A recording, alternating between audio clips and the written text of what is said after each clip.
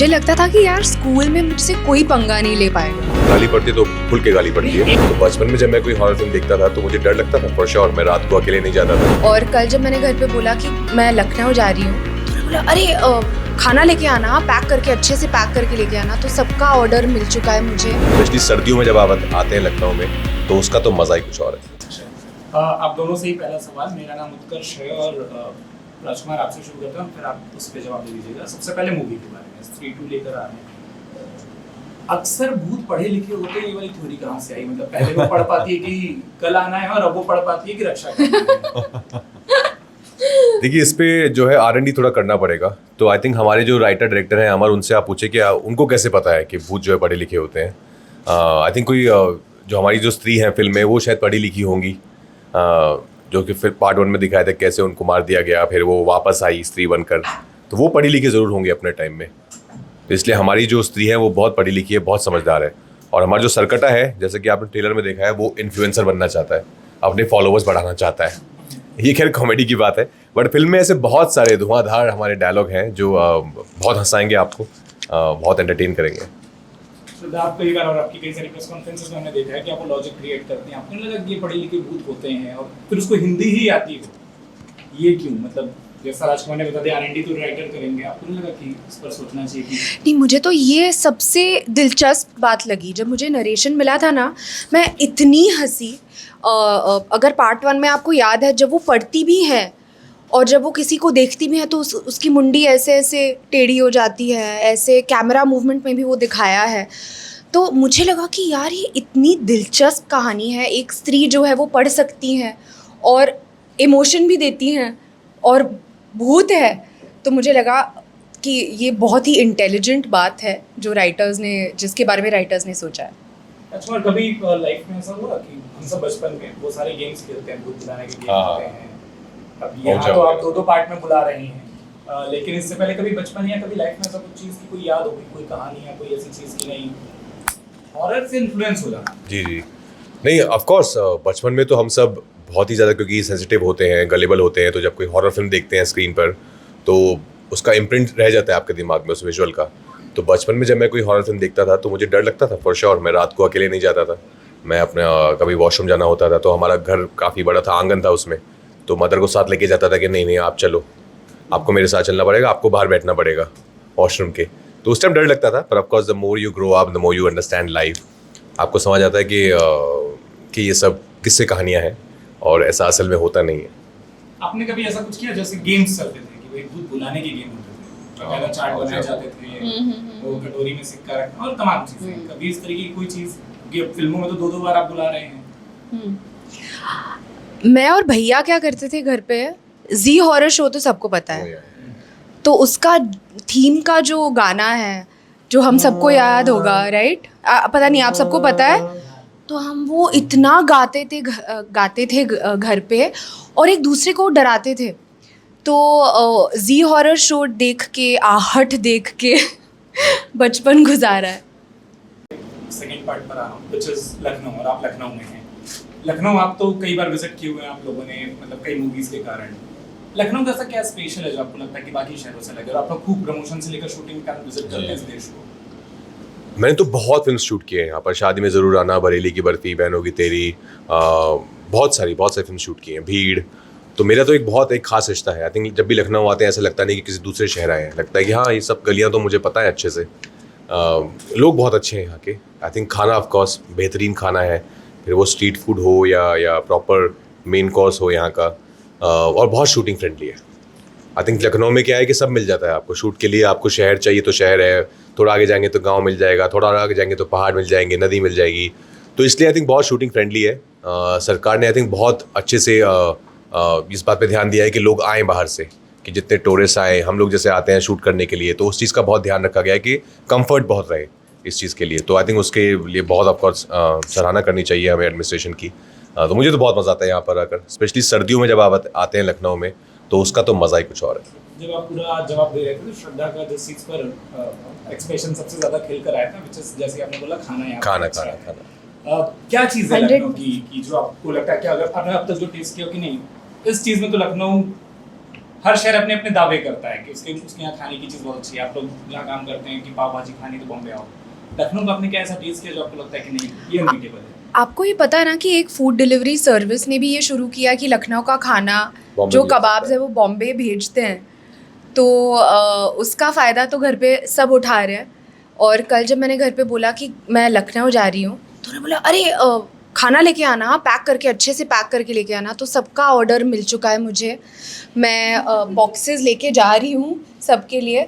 तो कुछ नहीं, किसी ने कुछ नहीं पूछा कि अरे प्रमोशन है, थोड़ा सा बिजी चल रहा है, खाना लेके आना, कबाब लेके आना, बिरयानी लेके आना। तो डेफिनेटली यहाँ का खाना जो है वो बहुत ही अमेजिंग है। और लोग इतने जो भी मेरे इंटरेक्शन यहाँ पे हुए हैं लोगों के साथ, मुझे बहुत ज़्यादा प्यार मिला है यहाँ से। तो बहुत स्पेशल है लखनऊ। आई थिंक स्पेसिफिक जो आप बताना चाहें लखनऊ या यूपी के बारे में, अगर हम थोड़ा सा यूपी की बात करें कि आपको लगता है नहीं ये शहर मुझे इस कारण से बियॉन्ड द शूट कि आपको इस कारण से शहर बहुत पसंद है या इस शहर की ये चीज़ मुझे बहुत पसंद है? आई थिंक हर शहर बहुत अलग है अपने आप में। मैंने बनारस में बहुत वक्त स्पेंड किया है, लखनऊ में ऑफकोर्स डेफिनेटली किया है, बरेली में किया है, मेरठ में किया है, वहाँ पे एक हमारे रिश्तेदार रहा करते थे। तो हर शहर में, आगरा में, हर शहर में अपनी एक बात है, अपना एक कल्चर है, अपना एक ट्रेडिशन है, अपना एक बोलने का लहजा है। तो इस लिहाज से बहुत मज़ा आता है जब आप जाते हो तो। और हर शहर का अपना कुजीन है। तो जब भी आप जाते हो आपको लगता है कि एक नई दुनिया में आए हो, नए लोगों के बीच में आए हो। लेकिन देश तो एक है ऑफकोर्स, सब आपस में साथ में ही रहते हैं।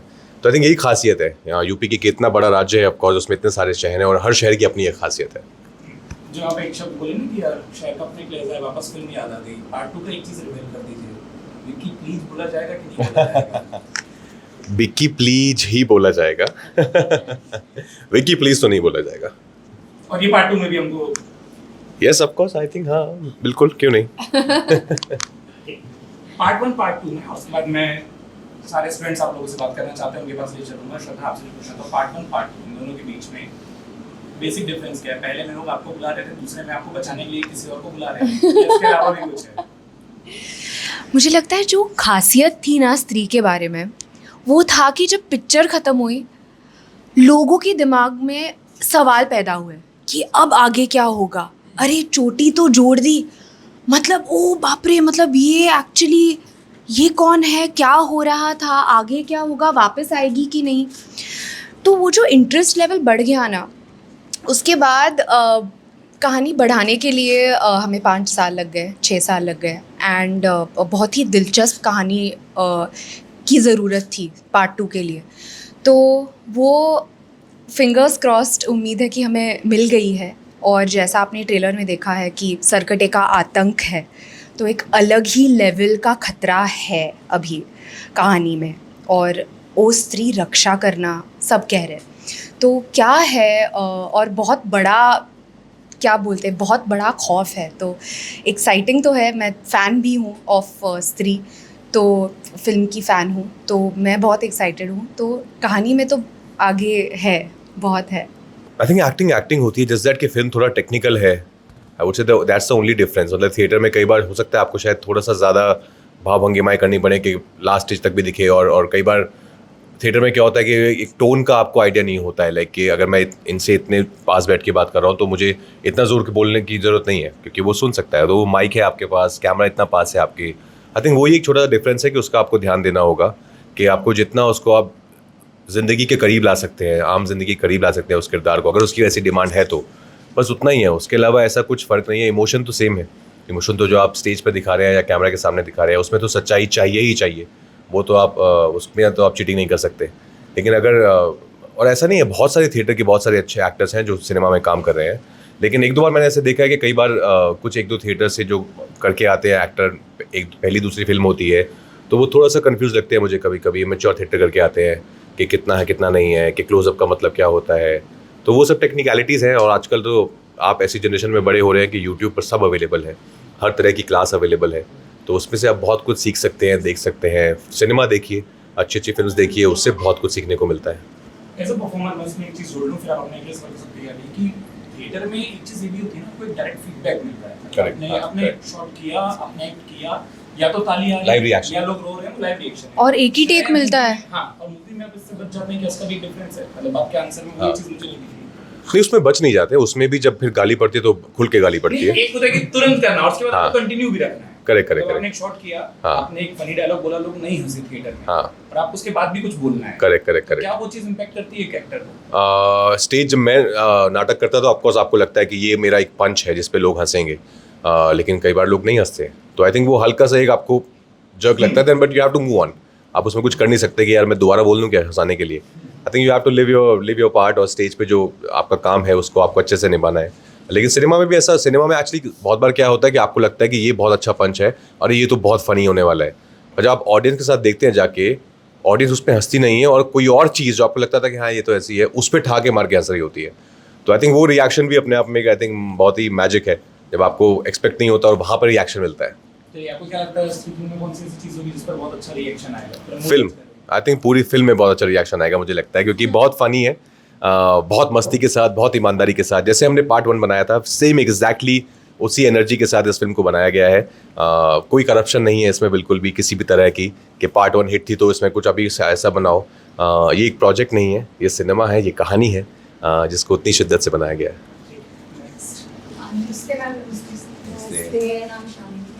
मेरा सवाल श्रद्धा मैम से है कि जब भी आप कोई स्क्रिप्ट या कोई भी प्रोजेक्ट चूज करते हैं तो उसके पीछे क्या माइंडसेट होता है, क्या आपका थॉट होता है कि मुझे ये करना है और ये नहीं करना है?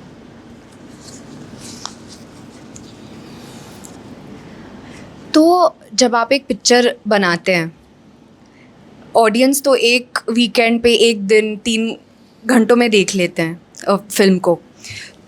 तो मेरे लिए एज एन एक्टर मैं खुद को पूछती हूँ कि यार क्या मैं अपने दिन रात महीने, अगर 1 साल 2 साल इस फिल्म में लगाने हैं, क्या मैं खुशी खुशी लगा पाऊँगी, और क्या मैं इसको टॉप प्रायोरिटी पे रख पाऊँगी, उतनी मेहनत कर पाऊँगी, तो और उतना प्यार मुझे स्क्रिप्ट से महसूस हो रहा है कि नहीं, वो सबसे इम्पॉर्टेंट है।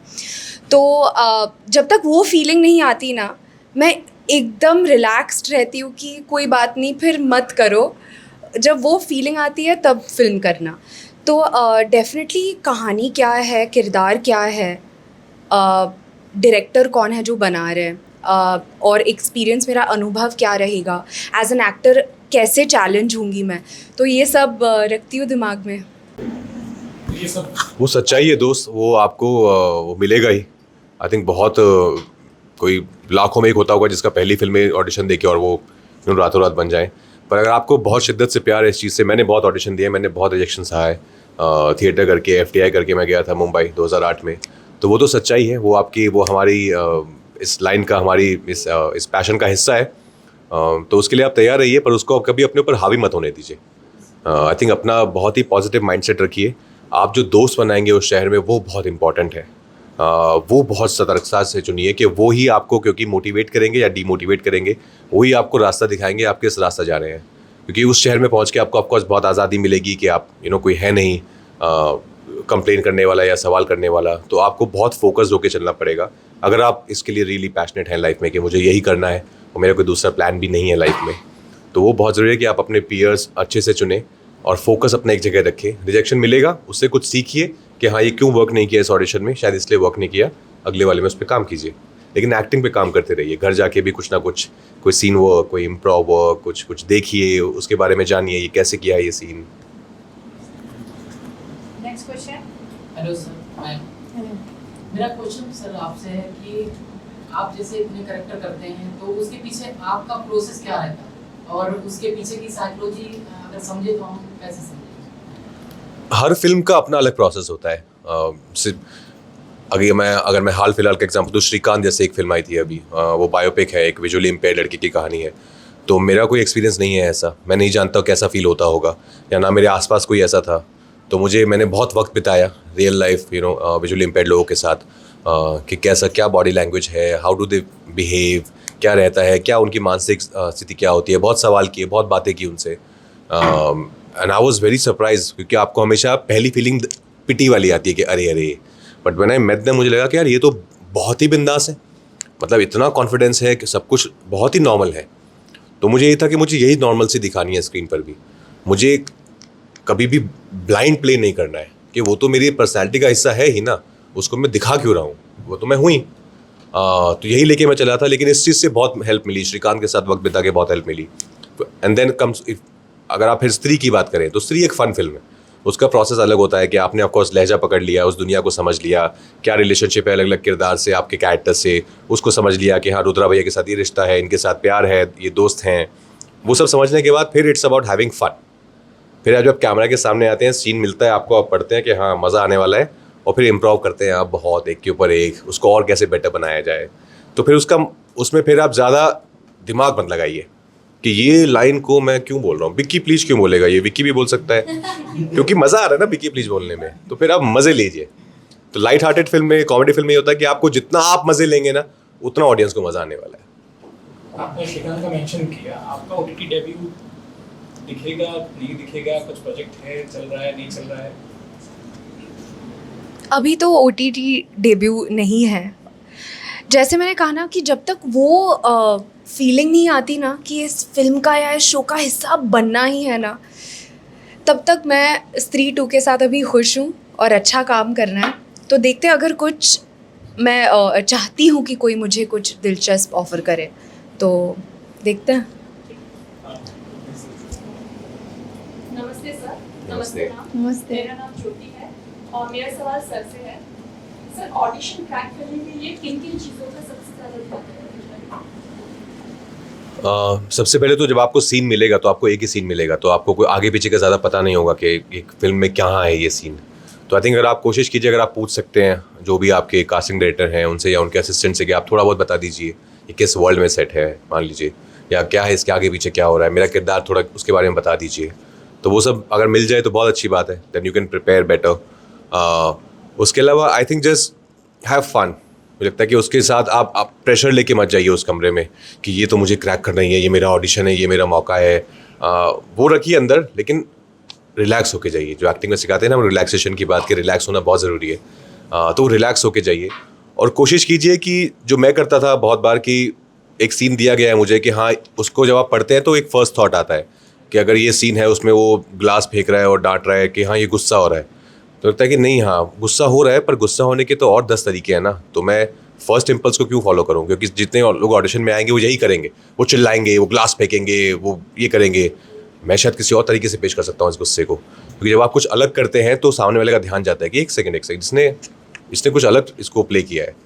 तो ये नहीं कि हर बार अलग कीजिए, पर जब आपको मौका मिलता है उसके बीच में कहीं अगर आप कुछ कर सकते हैं जो ऐसा कि जो रोक के कोई देखे कि ये कुछ अलग किया ना इसने, तो वो आप कोशिश कीजिए। लेकिन मज़ा लीजिए ऑडिशन में, बिकॉज वो आपको बेटर कर रहा है। वो आपको बेसिकली कोई बुला के आपका वो काम करवा रहा है जिससे आप प्यार करते हैं। बचपन में जब हम लोग फिल्में देखते थे तो मैं गांव से बिलोंग करता हूँ। जब फिल्में देखते थे तो एक वीडियो लगता था और बहुत सारे गांव के लोग आते थे और फिर फिल्में देखते थे, आप लोगों को भी पता होगा। तब हम लोगों की चॉइस होती थी कि सबसे खतरनाक विलन अमरीश पुरी के बाद शक्ति कपूर पूरा का पूरा प्रोग्राम खत्म कर देते थे। ये तय होता था कि शक्ति कपूर की 2 फिल्में लगेंगी, तो लड़ाई होती थी कि नहीं अमरीश पुरी की लगेंगी। तो जब शक्ति कपूर की फिल्में आपने देखी, अपने डैड की फिल्में तो देखी होंगी, जी। तो जब आप 12, 13, 14, 15 साल की लड़की होंगी तो कैसा फील करती थी अपने पिता के बारे में, कैसा लगता था उनकी? मुझे लगता था कि यार स्कूल में मुझसे कोई पंगा नहीं ले पाएगा। और ये जो फीलिंग थी ना, मतलब मैं ऐसे चलती थी स्कूल में कि अरे कोशिश तो करो। और उसके ऊपर मेरे भैया भी थे स्कूल में, तो मतलब बचपन में इसका बहुत ही, हाँ पूछिए। आप बोलती हैं स्कूल में कोई पंगा नहीं ले सकता, तो फिर साथ के दोस्तों ने तो नंदू सबका बंधु भी तो देखा होगा। हाँ, वो भी देखा है। और बिल्कुल, तो वो एक्चुअली मुझसे पूछते भी थे कि एक्चुअली आपके पापा रियल लाइफ में वो विलन भी है, मतलब बुरे आदमी है और हंसाते भी है, ये कैसे है? तो मैंने बोला आके खुद ही मिल लो। और एक्चुअली ना असल ज़िंदगी में वो सबसे ज़्यादा फ़नी है। मतलब जो उनकी कॉमेडी है, नॉर्मल ऐसे हम बात कर रहे हैं ना, एक एक बीच में वो लाइन बोल देंगे और मैं तो रोज़ हंसती हूँ घर पे। तो मेरा तो नॉन स्टॉप रहता है एंटरटेनमेंट। तो स्कूल में मतलब मैं ऐसे चलती थी कि हा पता है ना मेरे पापा कौन है, और तो वो फीलिंग होती थी। ये होता होगा, लोग चिढ़ाते भी होंगे, कह देंगे पापा तो ऐसे हैं। नहीं, उल्टा यही होता था कि मुझे तो फ़र्क ही नहीं पड़ता था कि मेरा बस ये कि मुझसे कोई पंगा नहीं ले सकता, बस वही। नहीं, वो मेरे भी जानकार हैं आपको, जैसे आप बड़े हुए हैं। हाँ, मैं भी उनकी फिल्म देख के बड़ा हुआ हूँ और मेरे सीनियर इंस्टीट्यूट के हैं। अगर आप ये वीडियो YouTube पर देख रहे हैं तो हमारे चैनल को सब्सक्राइब करें और बेल आइकन को दबाना ना भूलें। अगर आप Facebook पर ये वीडियो देख रहे हैं तो हमारे पेज को लाइक करें।